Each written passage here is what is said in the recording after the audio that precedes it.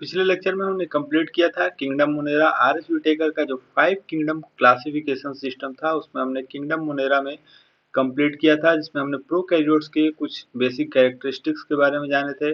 उसके साथ ही हमने किंगडम मोनेरा में आर्कीबैक्टीरिया, यू बैक्टीरिया, माइकोप्लाज्मा, इन सब के बारे में बहुत ही अच्छे से डिटेल्स में डिस्कशन किया था। आज हम शुरू करने वाले हैं नया किंगडम, यानी कि जो सेकंड किंगडम है आर.एस. व्हिटेकर का, दैट इज किंगडम प्रोटिस्टा। तो जैसा कि पहले से ही हम आपको बताते आ रहे हैं कि एनसीईआरटी की एक एक लाइन को हम कवर करेंगे, जो भी इम्पोर्टेंट होगा एनसीईआरटी से, और साथ ही एनसीईआरटी के बाहर से भी जो भी इम्पोर्टेंट फैक्ट्स होंगे, इम्पोर्टेंट पॉइंट्स होंगे, वो सब हम कवर करेंगे। तो जैसा कि एनसीईआरटी में ये आपको दिख रहा होगा, हमने सारा चीज पहले से ही हाईलाइट कर रखा है। तो इसमें सबसे पहली लाइन है जो कि all single celled eukaryotes are placed under Protista. ये जब हमने टेबल भी पढ़ा था उस समय भी हमने बताया था कि ये टेबल बहुत ज्यादा इंपॉर्टेंट है, जहाँ पे आर.एस. व्हिटेकर के जो 5 किंगडम क्लासिफिकेशन थे, उनके बेसिस के आधार पे पांचों किंगडम को कैटेगराइज किया गया था और उनके कुछ इंपॉर्टेंट फीचर्स बताए गए थे।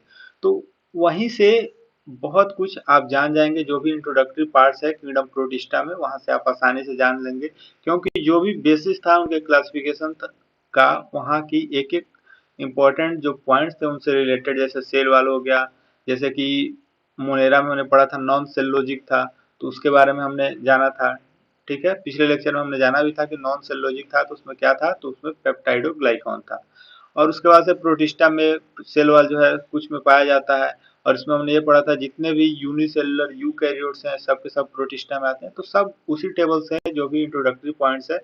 अब इसके साथ ही एनसीईआरटी में एक लाइन और लिखी हुई है, but the boundaries of this kingdom are not well defined. अब यहाँ से आप ये समझिए कि बाउंड्रीज जो है इस किंगडम की वेल डिफाइंड नहीं है। ऐसा इसलिए क्योंकि what may be a photosynthetic protistone to one biologist may be a plant to another। तो यानी कि किसी के लिए एक फोटोसिंथेटिक प्रोटिस्टोन होगा तो किसी के लिए एक प्लांट होगा। तो कुछ बायोलॉजिस्ट के लिए, यानी कि इसमें कोई फिक्स बाउंड्री नहीं है, कोई फिक्स क्राइटेरिया नहीं है, कोई फिक्स कैरेक्टरिस्टिक्स नहीं है इस किंगडम का, यानी कि इस किंगडम की बाउंड्रीज वेल डिफाइंड नहीं है। तो इस में हम पढ़ेंगे किंगडम प्रोटिस्टा में, जो कि एनसीईआरटी में दिया हुआ है, chrysophytes, dinoflagellates, euglenoids, स्लाइमोइड्स and protozoans को हम पढ़ेंगे किंगडम प्रोटिस्टा के अंदर। ठीक है, तो ये कुछ इंपॉर्टेंट इसके डिवीजन है किंगडम प्रोटिस्टा में, इसको हम टॉपिक वाइज करके पढ़ेंगे, एक एक डिवीजन को हम बहुत ही अच्छे से डिटेल्स में पढ़ेंगे। अब बाकी आज जो मेंबर ऑफ प्रोटिस्ट हैं, इसमें जानते हैं कि जितने भी मेंबर्स हैं ये प्राइमरली एक्वेटिक हैं। ठीक है, तो जो मेंबर है प्रोटिस्ट के, ये प्राइमरली एक्वेटिक हैं, और ये किंगडम लिंक करता है with other dealing with plants, animals and fungi. इसलिए इसकी बाउंड्री भी वेल डिफाइंड नहीं है, क्योंकि ये सबके साथ लिंक करता है, जैसे प्लांट्स हो गया, एनिमल्स हो गया, फंजाई हो गया। अगर बात करें यूकैरियोट्स, क्योंकि ये यूकैरियोट्स है, तो जो प्रोटिस्टोन सेल बॉडी है ये कंटेन करती है वेल डिफाइंड न्यूक्लियस। जैसा कि हम सभी को पता है, हमने प्रोकैरियोट्स में पढ़ा था कि वहाँ पे वेल डिफाइंड न्यूक्लियस नहीं होता है, मेम्ब्रेन बाउंड ऑर्गेनेल्स नहीं होते हैं। तो यूकैरियोट्स में ये सब के सब होते हैं, जैसे कि यहाँ पे वेल डिफाइंड न्यूक्लियस होगा, मेम्ब्रेन बाउंड ऑर्गेनेल्स प्रेजेंट होगा। तो ये है, क्योंकि ये यूकैरियोट्स है, तो आपको प्रोटिस्टा पूछे कि न्यूक्लियस कैसा होता है, तो न्यूक्लियस भाई वेल डेवलप्ड होगा। ठीक है, और मेम्ब्रेन बाउंड ऑर्गेनल्स पाए जाते हैं कि नहीं पाए जाते हैं, तो ये पाए जाएंगे। ठीक है, तो ये आपको यहीं से समझ लेना है, ये जो एनसीईआरटी में लिख दिया यूकैरियोट्स, बस आप यहाँ से समझ जाइए। ठीक है, अब देखिए कुछ में फ्लैजिला पाया जाता है और कुछ में सिलिया पाया जाता है, तो ये सब हम एक एक चीज डिटेल्स में पढ़ेंगे, किसमें पाया जाता है किसमें नहीं पाया जाता है। और protist reproduce asexually and sexually by a process involving cell fusion and zygote formation. तो ये है सेक्सुअली और एसेक्सुअली, ये जो एनसीईआरटी ने एक लाइन में कंप्लीट कर लिया है कैसे रिप्रोडक्शन होता है, इसको हम पढ़ेंगे बहुत ही अच्छे से डिटेल्स में। तो आइए रिप्रोडक्शन के बारे में जानते हैं कि प्रोटिस्टा में जो रिप्रोडक्शन होता है वो कौन कौन से मोड से होता है। तो जो हमने मोनेरा में पढ़ा था, तो वहाँ पे जो बैक्टीरिया उनमें रिप्रोडक्शन कैसे हो रहा था, बाइनरी फ्यूजन से हो रहा था फेवरेबल कंडीशन में, और under unfavourable condition endosperm formation हो रहा था। तो यहाँ भी जानते हैं कि जो रिप्रोडक्शन है वो कैसे हो रहा है। ठीक है, तो बात करते हैं रिप्रोडक्शन की, तो यहाँ भी दो मेथड होंगे, जैसे कि हमने पिछली क्लासेस में पढ़ा था। तो वहाँ भी जो रिप्रोडक्शन था बैक्टीरिया में, वहाँ भी दो मेथड था, तो यहाँ भी प्रोटिस्टा में दो मेथड है रिप्रोडक्शन के। पहला तो well known asexual, and second one is sexual mode of reproduction. तो ये दो मेथड है रिप्रोडक्शन के। अब एसेक्सुअल में जैसा कि हमने पढ़ा था कि बाइनरी फिजन होता है, तो यहाँ भी बाइनरी फिजन होता है। Second one is in asexual method of reproduction is spore formation. वहां पे क्या हो रहा था, इंडो स्पोर फॉर्मेशन हो रहा था। ठीक है, तो ऐसे लिंक करके पढ़ेंगे तो एक एक चीजें याद रहेंगी। अब बाइनरी फिजन में वहां भी हमने पढ़ा था कि जो मदर सेल होता है वो दो डॉटर सेल बनाती है और डॉटर सेल जाके एक नया ऑर्गेनिज्म बनाता है। ठीक है, तो यहाँ पे जो मदर सेल हो गया, मान लीजिए ये आपका, ये बनाई दो डॉटर सेल।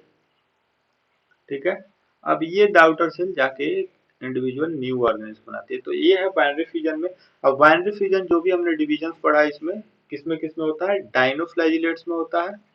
तो ये आप पहले ही जान गए रहेंगे, तो आगे जब हम पढ़ेंगे तो वहां हमें कोई दिक्कत नहीं होगी। ये होता है डाइनोफ्लैजिलेट्स में। सेकंड वन इज क्राइजोफाइट्स में एंड थर्ड वन इज यूग्लिनाइट्स। जब हम इन सब डिवीजन के बारे में पढ़ेंगे तो हम आसानी से सारी चीजें कवर कर लेंगे। ठीक है, एंड स्पोर फॉर्मेशन, तो कुछ प्रोटिस्ट ऐसे हैं जिनमें स्पेशल स्ट्रक्चर होता है, उसी को बोला जाता है, this special structure is known as sporangia. ठीक है, और ये स्पोर्स जितने भी बनते हैं, this spores are formed in this sporangia. तो स्पोरेंजिया में ये सारे स्पोर बनते हैं। अब ये जो स्पोरेंजियम होता है, ये होता है बर्स्ट कर जाता है after some time and all spores become free. तो जब ये बर्स्ट होगा, स्पोरेंजिया हो गया, इसमें स्पोर्स बन गए। अब ये जो स्पोरेंजियम है ये हो जाता है बर्स्ट, तो सारे स्पोर्स हो गए फ्री। ठीक है, मान लीजिए ये सब स्पोर्स हो गए, तो ये सब फ्री हो जाते हैं। और ये जितने भी स्पोर्स हैं, जैसे ये एक स्पोर हो गया, एक ये हो गया, एक ये हो गया, ये हो गया, तो ये जितने भी स्पोर्स हैं ये सब बनाते हैं, यानी कि every spore forms a new member. तो ये जितने भी स्पोर हैं, एक एक स्पोर एक नया मेंबर बनाते हैं। तो ऐसे इनमें होता है। अब ये किस में होता है, कौन से डिवीजन में ये होता है, स्लाइम मोल्ड्स में। ये बहुत ही क्लियर हो गया होगा आपको। बाइनरी फिजन जो कि आपने पहले से भी पढ़ा था, स्पोर फॉर्मेशन भी आपको क्लियर हो गया होगा कि जो स्पोर फॉर्म होते हैं किसमें होते हैं, स्पोरेंजिया में। अब ये जो स्पोरेंजियम होता है ये बर्स्ट करता है, फिर बर्स्ट करता है तो बहुत सारे स्पोर्स फॉर्म होते हैं, फ्री हो जाते हैं। अब ये जितने भी स्पोर फ्री हुए, जैसे मान लीजिए स्पोर हुए, तो ये जाके आपके न्यू मेंबर बना लिए। ये होता है स्लाइम मोड्स में। तो ये है एसेक्सुअल मेथड ऑफ रिप्रोडक्शन में कैसे क्या होता है। अब इम्पोर्टेंट है सेक्सुअल मेथड ऑफ रिप्रोडक्शन।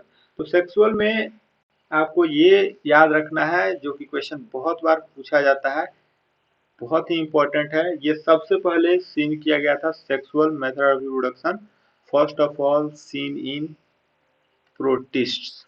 तो ये क्वेश्चन बहुत ही ज्यादा इंपॉर्टेंट है, बहुत सारे एग्जाम्स में क्वेश्चन पूछा भी गया है। अब इसमें क्या होता है कि जैसे मान लीजिए दो हैप्लॉइड गेमिट्स हो गए, ये मान लीजिए कि दो हैप्लॉइड गेमिट्स हो गए एन एन। ठीक है, तो ये क्या करते हैं, फ्यूज करते हैं। इनमें होता है फ्यूजन, यानी कि दो हैप्लॉइड गेमिट्स हो गए फ्यूज, और ये फ्यूज करके बनाते हैं क्या, जाइगोट। तो जाइगोट की प्लॉइडी क्या हो जाएगी, 2n, ये भी एन, ये भी एन, तो ये फ्यूजन हुआ इनमें। ठीक है, ये हो गया आपका फ्यूजन, ये बना दिया आपके जाइगोट। तो इसी प्रोसेस को बोला जाता है क्या, सिंगेमी। ठीक है, तो ये हो गया सिंगेमी।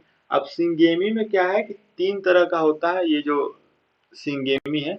पहला जो है वो होता है आइसोगेमी। ठीक, तो ये सब गेमिट्स के आधार पे ही किया गया है, isogamy. Second one is anisogamy and third one is oogamy. तो ये भी बहुत ज्यादा इंपॉर्टेंट है, आगे भी जब हम पढ़ेंगे एनसीईआरटी में चैप्टर्स तो वहां भी ये बार बार टर्म आएंगे, तो हम इसको पहले ही जान लेते हैं। तो आइसोगेमी में क्या है, ये सिंपलेस्ट वे है सेक्सुअल रिप्रोडक्शन का। अब यहाँ पे गेमेट्स के आधार पे ये सारा डिवीजन किया गया है कि गेमेट्स का मॉर्फोलॉजी कैसा है, गेमेट्स का फिजियोलॉजी कैसा है। तो देखिए जो गेमेट्स हैं ये मॉर्फोलॉजिकली क्या होते हैं, सेम होते हैं, एंड फिजियोलॉजिकली सिमिलर और डिसिमिलर, यानी कि सेम और डिसिमिलर भी हो सकते हैं। ठीक है, तो यहाँ पे मॉर्फोलॉजिकली क्या होते हैं आइसोगेमी में, सेम होते हैं, और फिजियोलॉजिकली ये क्या होते हैं, सिमिलर और डिसिमिलर। ये बहुत ज्यादा इंपॉर्टेंट है, बहुत सारे क्वेश्चन इसमें मैच द कॉलम्स या डिफिनीशन दे के पूछ लिया जाता है, एग्जांपल्स दे के पूछ लिया जाता है। ठीक है, जब हम एलगी पढ़ेंगे तो आप एग्जांपल्स भी जानेंगे। तो आगे एनसीईआरटी में इसके बारे में बहुत डिटेल में डिस्कशन है। मॉर्फोलॉजी में आता है आपका साइज, शेप, स्ट्रक्चर। ठीक है, साइज हो गया, शेप हो गया, स्ट्रक्चर हो गया, और फिजियोलॉजी में आता है आपका फिजियोलॉजिकल फंक्शन में आता है आपका उसका फंक्शन कैसा है, उसका जेनेटिक फॉर्मेशन कैसा है, तो ये सब आपका इसमें आ गया। ठीक है, तो आइसोगोमी में आपको याद रखना है मॉर्फोलॉजिकली सिमिलर होते हैं और फिजियोलॉजिकली क्या हो सकते हैं, सिमिलर और डिसिमिलर भी हो सकते हैं। एनाइसोगेमी में आपको ये याद रखना है कि जो फ्यूजिंग गेमेट्स होते हैं ये मॉर्फोलॉजिकली क्या होते हैं, डिसिमिलर होते हैं। तो यहाँ पे जो मॉर्फोलॉजी है ये सिमिलर नहीं होती है, डिसिमिलर होती है। और फिजियोलॉजिकली वो सिमिलर डिसिमिलर हो सकते हैं। ठीक है, तो यहाँ पे सिमिलर भी हो सकते हैं, डिसिमिलर भी हो सकते हैं, दोनों तरह का हो सकता है कंडीशन। तो ये आपको बेसिकली यहाँ पे डिफिनीशन बस याद रखना है यहाँ के लिए। और ऊगेमी में ये डेवलप्ड फॉर्म है किसका, एनाइसोगेमी का। तो यहाँ पे क्या होता है कि जो जैसे मान लीजिए कि मेल गेमिट जो है, ठीक है, तो मेल गेमिट जो होता है स्मॉल होता है और मोटाइल होता है, और जो फीमेल गेमिट होता है ये होता है लार्ज एंड नॉन मोटाइल। तो ये कुछ इंपॉर्टेंट डिफिनीशंस हो गए, कुछ इंपॉर्टेंट कंसेप्ट हो गए कि ए सेक्सुअल मेथड ऑफ रिप्रोडक्शन कैसे होता है प्रोटिस्ट में। ठीक है, और सेक्सुअल मेथड ऑफ रिप्रोडक्शन कैसे होता है, तो इसमें सबसे ज्यादा इंपॉर्टेंट है कि first of all seen in protist this sexual method of reproduction. अब इसमें जाइगोट का फॉर्मेशन कैसे हुआ, फ्यूजन होता है गेमिट्स का तो जाइगोट बनता है, इसी प्रोसेस को सिंगेमी बोलते हैं। अब सिंगेमी जो गेमिट्स का फ्यूजन हुआ इसमें इसके आधार पे गेमिट्स की मोर्फोलॉजी कैसी है, उसका फिजियोलॉजी कैसा है, इस आधार पे 3 डिवीजन किए गए, आइसोगेमी, एनाइसोगेमी, ऊगेमी।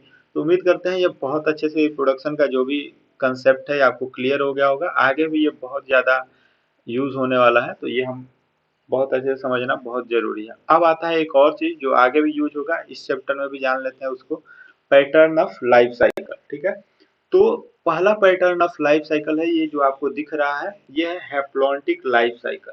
तो ये देखिए, ये जो लाइफ साइकिल होता है फर्स्ट, ये है life cycle showing zygotic meiosis. ठीक है, तो अगर मान लीजिए कि प्रोटिस्ट है हैप्लॉइड, ये मान लीजिए यहाँ दिख रहा है ये क्या हो गया, हैप्लॉइड। ठीक है, और मियोसिस ऑकर होता है किसमें, जाइगोट में, देन नोन है जाइगोटिक मियोसिस। तो ये देखिए आपको ये जाइगोट हो गया। ठीक है, और यहाँ पे हो जा रहा है मियोसिस, तो ये क्या हो जाएगा आपका जाइगोटिक मियोसिस। ठीक है, अगर प्रोटिस्ट हैप्लॉइड है और मियोसिस हो रहा है, यहाँ पे देखेंगे प्रोटिस्ट मान लीजिए हैप्लॉइड है और मियोसिस हो रहा है जाइगोट में, तो ये हो गया आपका जाइगोट, ये हो गया आपका मियोसिस यहाँ पे हो रहा है, तो ये क्या हो जाएगा जाइगोटिक मियोसिस। तो ये आप जाइगोटिक मियोसिस समझ गए। अब समझते हैं कि क्या होता है इस लाइफ साइकिल में। तो इस लाइफ साइकिल में क्या होता है कि सेक्सुअल रिप्रोडक्शन के दौरान यानी ड्यूरिंग सेक्सुअल रिप्रोडक्शन जो गेमिट्स होते हैं ये फॉर्म्ड होते हैं मियोसिस के द्वारा। ठीक है, during sexual reproduction in this life cycle जो गेमिट्स हैं आर फॉर्म्ड बाय माइटोसिस। तो ये जो गेमिट्स फॉर्म्ड होते हैं दिस गेमिट्स आर हैप्लॉइड, ये आपको दिख भी रहा होगा। ठीक है, ये जो गेमिट्स बने हैं कैसे हैं, हैप्लॉइड है, क्लियर दिख रहा है एन एन। ठीक है, तो ये जो गेमिट्स बनते हैं ड्यूरिंग सेक्सुअल रिप्रोडक्शन ये होते हैं माइटोसिस के द्वारा बनते हैं। ठीक है, ये सेक्सुअल रिप्रोडक्शन हुआ है, जो गेमिट्स बन रहे हैं माइटोसिस के द्वारा बन रहे हैं। और ये जो गेमिट्स हैं ये फर्दर क्या करते हैं, फ्यूज करते हैं और ये बनाते हैं जाइगोट। ठीक, अब जब जाइगोट बनता है तो जाइगोट में होता है मियोसिस, और इसके बाद से जो बनता है वो बनता है हैप्लॉइड सेल, फिर जाके आपका हैप्लॉइड सेल बन जाता है। यहाँ पे 2n हो गया प्लॉइडी, फिर उसमें मियोसिस हो गया, फिर हैप्लॉइड सेल बन गया। तो ये जो पैटर्न है लाइफ साइकिल का ये चलते रहता है। अब ये हैप्लॉन्टिक लाइफ साइकिल कहलाता है, ये जानना भी बहुत ज्यादा इंपॉर्टेंट है कि हैप्लॉन्टिक लाइफ साइकिल क्या है।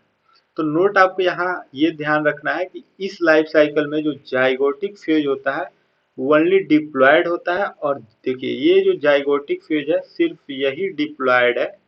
ठीक है, बाकी जितने भी फेजेज हैं यहाँ पे आप देख रहे हैं ये भी हैप्लॉयड है, ये भी हैप्लॉयड है। तो बाकी सब के सब फेजेज जाइगोट को छोड़ के सारे के सारे फेजेज क्या हैं, हैप्लॉयड है। इसीलिए इस फेज को बोला जाता है हैप्लॉन्टिक लाइफ साइकिल। तो यहाँ पे हैप्लॉयड जो है वो ज्यादा है। ठीक है, इसलिए इसको हैप्लॉन्टिक लाइफ साइकिल बोला जाता है। एक जाइगोट ही है जो कि डिप्लॉयड है। ये इसके एग्जांपल्स हैं डाइनोफ्लैजिलेट्स, तो ये आपको ध्यान रखना है। ये बहुत ही इंपॉर्टेंट कंसेप्ट है। सिंपल आपको याद रखना है, जब life cycle showing zygotic meiosis में क्या होता है कि अगर प्रोटिस्ट हैप्लॉइड है और मियोसिस हो रहा है जाइगोट में, तो इसको बोला जाएगा जाइगोटिक मियोसिस। अब इस लाइफ साइकिल में होता क्या है कि सेक्सुअल रिप्रोडक्शन के दौरान जो गेमेट्स होते हैं ये माइटोसिस के द्वारा बनते हैं। तो ये सिंपल आपको दिख रहा होगा, गेमेट्स बन गए, सेक्सुअल रिप्रोडक्शन हुआ और ये गेमेट्स बन गए माइटोसिस के द्वारा। अब ये जो गेमेट्स हैं ये फ्यूज कर गए जाइगोट बना लिए, जाइगोट में हो गया मियोसिस, फिर आपका जो जाके हैप्लॉइड लाइफ साइकिल बन गई। ठीक है, तो ये हैप्लॉइड सेल फिर से बन गया, तो ऐसे ये लाइफ साइकिल चलते रहता है। And the second most important one life cycle is diplontic life cycle. ठीक है, तो डिप्लॉन्टिक लाइफ साइकिल, ये जो सेकंड वाला है ये है life cycle showing gametic meiosis. ये भी बहुत ज्यादा इंपॉर्टेंट है, आगे भी इसका बहुत ज्यादा यूज होने वाला है। तो देखिए यहाँ पे हमें ये याद रखना है कि अगर प्रोटिस्ट होगा डिप्लॉयड और मियोसिस होता है गेमेट फॉर्मेशन के दौरान, then it is known as gametic meiosis. तो यहाँ पे देख रहे हैं प्रोटिस्ट है डिप्लॉयड, ठीक है, और मियोसिस हो रहा है, ठीक है, गेमिट फॉर्मेशन के दौरान, तो ये है गेमिट का फॉर्मेशन। अब यहाँ पे आपको दिख रहा है ये हो रहा है मियोसिस। ठीक, इस और इसी को कहा जाता है गेमेटिक मियोसिस। तो यहाँ पे आपको ध्यान रखना है कि अगर प्रोटिस्ट है डिप्लॉयड, वहां पे क्या था प्रोटिस्ट हैप्लॉयड, तो यहाँ पे प्रोटिस्ट जैसे मान लीजिए कि डिप्लॉयड है और मियोसिस हो रहा है ड्यूरिंग गेमिट फॉर्मेशन। दूसरा कंडीशन है कि मियोसिस ड्यूरिंग गेमिट फॉर्मेशन, तो ये कहलाएगा गेमेटिक मियोसिस।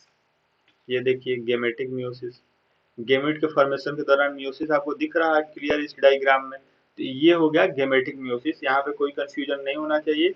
बाकी वो जाइगोटिक मियोसिस क्यों कहला है उसको भी हमने बहुत अच्छे से समझाया था, क्योंकि वहाँ पे प्रोटिस्ट क्या था हैप्लॉइड था और मियोसिस हो रहा था जाइगोट में, इसलिए उसको जाइगोटिक मियोसिस कहा गया।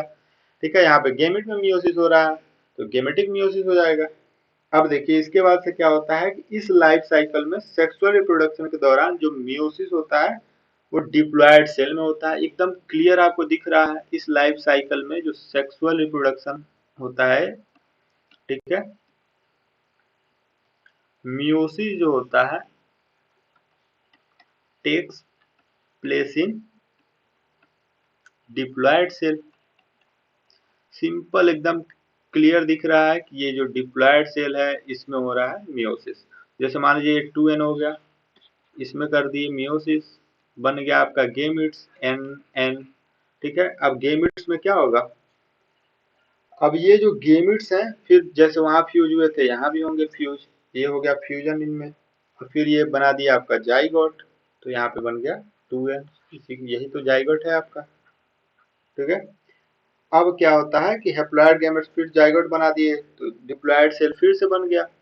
ठीक, तो ये जो ग्रोथ माइटोसिस ये चलते रहता है, ये जो लाइफ साइकिल है ऐसे ही चलते रहती है। ठीक है, जो शुरू में क्या होता है कि प्रोटिस्ट डिप्लॉयड है तो मियोसिस उसके गेमेट हो जाता है, इसलिए गेमेटिक मियोसिस कहलाता है। और इस लाइफ साइकिल में क्या होता है कि सेक्सुअल रिप्रोडक्शन में मियोसिस जो होता है डिप्लॉयड सेल में टेक प्लेस करता है। ठीक है, इसके वजह से जो हैप्लॉइड गेमेट्स होते हैं वो फॉर्म हो जाते हैं और ये जो हैप्लॉइड गेमेट्स हैं फ्यूज करते हैं।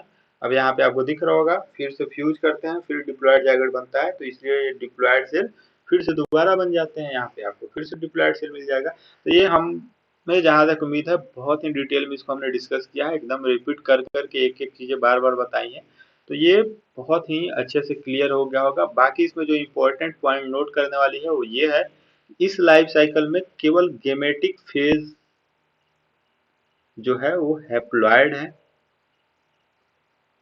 ठीक, और रिमेनिंग जितने भी फेजेस हैं वो डिप्लॉयड हैं, तो इसलिए इस लाइफ साइकिल को डिप्लॉन्टिक लाइफ साइकिल बोला जाता है और ये होता है डाई एटम्स में। तो ये बहुत ही इंपॉर्टेंट फैक्ट्स हैं, पॉइंट्स हैं, बहुत सारे एग्जाम में पूछ लिए जाते हैं। ठीक, तो इस लाइफ साइकिल में ये ध्यान रखना है कि केवल जो गेमेटिक फेज है वही हैप्लॉइड है, यह आपको दिख रहा होगा ये जो गेमेटिक फेज है, ठीक है, जो गेमेट्स बन रहा है यही बस हैप्लॉइड है, बाकी ये देख रहे हैं 2n, ये देख रहे हैं 2n, तो बाकी सब के सब डिप्लॉयड है, इसीलिए इस लाइफ साइकिल को डिप्लॉन्टिक लाइफ साइकिल कहा जाता है। ठीक, तो ये है हैप्लॉन्टिक लाइफ साइकिल और डिप्लॉन्टिक लाइफ साइकिल से रिलेटेड जो भी इम्पोर्टेंट कंसेप्ट थे, रिप्रोडक्शन से रिलेटेड जो भी इम्पोर्टेंट कंसेप्ट थे, वो सब हमने डिस्कस किया। और इसके साथ ही इंट्रोडक्टरी पॉइंट जैसे कि प्रोटिस्ट का जनरल इंट्रोडक्शन, उनका हैबिटेट कैसा है, नेचर कैसा है, कौन कौन से डिवीजन उसमें आते हैं। अब बारी बारी से जितने भी डिवीजन है उन सब के बारे में हम डिस्कस करेंगे। मिलते हैं बहुत जल्द नेक्स्ट वीडियो में, तब तक जुड़े रहें हमारे चैनल से, लाइक शेयर और सब्सक्राइब करते रहें। धन्यवाद।